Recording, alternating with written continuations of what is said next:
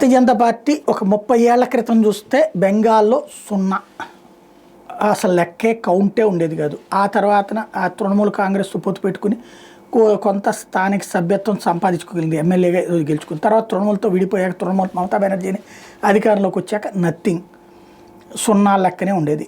ఆ తర్వాతన క్రమంగా అంటే మమతా బెనర్జీ పరిపాలన మీద విరక్తి, బీజేపీనే పోరాడటం, కమ్యూనిస్టులు భయపడిపోవడం, లొంగిపోవడం చేసిన తర్వాతన అక్కడ మమతా బెనర్జీ కీలకమైనటువంటి పరిస్థితుల్లో బీజేపీ గట్టిగా నిలబడటం, కేంద్రంలో అధికారంలో రావడంతో ఇక్కడ దెబ్బతింటం మమతా వంతు అవుతూ వచ్చింది. వాస్తవంగా అంతకుముందున్న కాంగ్రెస్ కమ్యూనిస్టుల ప్లేస్ని బీజేపీ ఆక్యుపై చేసేసుకుంది. ప్రధాన ప్రతిపక్ష హోదా గత 2 సార్లు కూడా భారతీయ జనతా పార్టీ. ఈ దఫా ఏకంగా ముఖ్యమంత్రి హోదా సాధించాలనుకుంటోంది. ఢిల్లీ ఎన్నికల విజయం, హర్యానా ఎన్నికల విజయం, మహారాష్ట్ర ఎన్నికల విజయం, కాశ్మీర్ జార్ఖండ్లో ప్రధాన ప్రతిపక్ష పాత్ర పోషించడం, వీటన్నిటి మధ్యన ఇప్పుడు సీరియస్గా అడుగులు పెడుతోంది. ఇప్పటికిప్పుడు ఎన్నికలు జరిగితే బెంగాల్లో 158 స్థానాల్లో బీజేపీ అధికారంలోకి వస్తుందని ఆప్కా ఒపీనియన్ లాంటి వాళ్ళ సర్వేలతో మరింత ఊపు మీద ఉంది. ఈలోపు అక్కడ కాంగ్రెస్ పార్టీ, తృణమూల్ కాంగ్రెస్ ఒకళ్ళనొకళ్ళు విభేదించుకోవడం కూడా వీళ్ళ ధైర్యానికి కారణం.